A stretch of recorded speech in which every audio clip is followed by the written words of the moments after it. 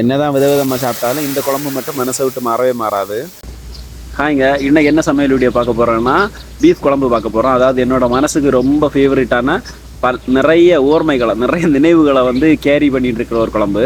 இப்போ யாரும் எனக்கு தெரிஞ்சு எங்கள் ஊர் பக்கமே இந்த மாதிரி குழம்பு வைக்கிறாங்களான்னு கேட்டால் ரொம்ப டவுட்டு தான். எல்லாம் வெங்காயம் தக்காளியிலேயே மாறிட்டாங்க.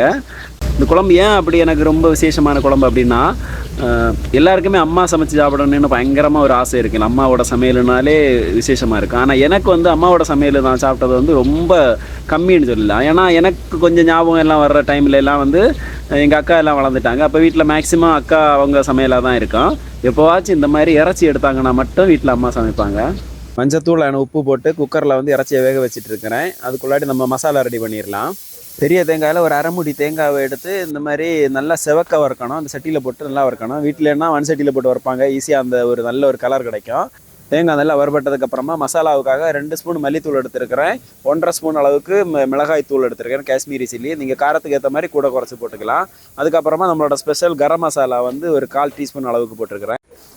இது எல்லாமே இந்த சட்டியில் போட்டு தீ வந்து லோ ஃப்ளேமில் வச்சுட்டு பொறுமையாக தீயிலே போட்டு வறுக்கணும். அப்போ தான் வந்து அந்த மசாலா எல்லாம் நல்ல டேஸ்ட்டாக இருக்கும், சூப்பர் டேஸ்ட்டாக இருக்கும். பார்த்தீங்களா, நல்லா வறுபட்டு வந்துருச்சு. அது கூடவே கொஞ்சமாக இஞ்சி, அப்புறம் கொஞ்சமாக பூண்டு போட்டிருக்கிறேன். இது ரெண்டையுமே சேர்த்து நம்ம அரைக்கும் போது ஒன்றாவே அரைச்சிடலாம். முடி வேறு ரொம்ப கொட்டுது, அதனால 2 கொத்து கருவேப்பிலை கூட போட்டிருக்கிறேன். இது எல்லாமே மிக்ஸி ஜாரில் போட்டு ரொம்ப ஸ்மூத்தாக அரைக்க வேணாம், ஓரளவுக்கு ஸ்மூத்தாக அரைச்சா போதும். ரொம்ப நைஸாக அரைக்கணும்னு இல்லை. குழம்பு வைக்கிறதுக்காக மண் சட்டி எடுத்துருக்கிறேன். அதில் வந்து நம்ம ஆல்ரெடி வேக வச்சுருக்கிற இறைச்சி எடுத்துருக்கிறேன். நான் ஒரு 7 விசில் விட்டுருக்கிறேன். நல்லா சூப்பராக வந்துருச்சு. அந்த தண்ணியோட சேர்த்து இந்த இறைச்சி இதில் சேர்த்துக்கலாம். அப்புறமா ஒரு 10-15 போல் சின்ன வெங்காயம், அதுக்கப்புறம் நம்ம அந்த அரைச்சி வச்சுருக்கிற அந்த தேங்காய் அரைச்சோம்ல அந்த அரைப்பை கூட இதில் சேர்த்துக்கலாம். நல்லா கலந்து விட்டுட்டு அப்புறமா ஒரு தக்காளியை கட் பண்ணி வச்சிருக்கிறேன். இந்த தக்காளி இதில் சேர்த்துக்கலாம். வேக வைக்கும்போதே நான் உப்பு போட்டுட்டு, அதனால எனக்கு உப்பு கரெக்டாக இருக்குது. அப்படியே ஒரு 20 நிமிஷம் போல் வேக வச்சோம்னா அந்த மசாலாவும் இறைச்சியும் எல்லாம் ஒன்றா வந்து மிங்கிள் ஆயிரும். கடைசியாக தாங்க இந்த தாளிப்பு கொடுக்க போகிறோம். தேங்காய் எண்ணெய் எடுத்துருக்கிறேன். எண்ணெய் சூடானதுக்கப்புறம் கொஞ்சமாக ஜீரகம், அப்புறம் கொஞ்சம் நிறைய கருவேப்பிலை. ஏன்னா முடி கொட்டதில்லை, அது ரொம்ப முக்கியம், அதனால நிறைய கருவேப்பிலை போட்டிருக்கிறேன். அதுக்கப்புறம் இந்த தேங்காய் வந்து இந்த மாதிரி சின்ன சின்ன பீஸாக கட் பண்ணி வச்சிருக்கிறேன். இதுதாங்க அந்த குழம்போட ஹைலைட்டு.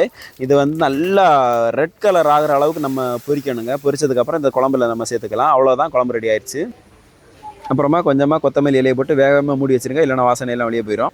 இவ்வளவும் பண்ணிவிட்டு அதுக்கு தேவையான பரோட்டா பண்ணாமல் இருந்தால் அப்படி பரோட்டாயும் பீஃபும் அதுதான் ஃபேமஸ். அதுக்காக இன்ஸ்டன்ட் பரோட்டா வாங்கி வச்சிருக்கிறேன். இந்த பரோட்டா போட போகிறேன்.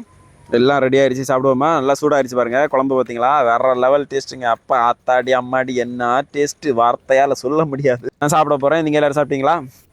அப்படியே அந்த சூடு பரோட்டாவில் அந்த இறைச்சி கறியை ஊற்றி அப்படியே எடுத்து பிசைஞ்சு சாப்பிட்டோன்னு வச்சுக்கோங்க. ஆஹா, சொர்க்கம்னா இதுதாங்க சொர்க்கம். அப்படி இருக்கும், வேற லெவல் டேஸ்ட்டு. நம்ம மக்கள் யாரெல்லாம் இன்னும் இந்த மாதிரி கறி வச்சுட்டு இருக்கீங்கன்னு மறக்காமல் கமெண்ட் பண்ணுங்கள்.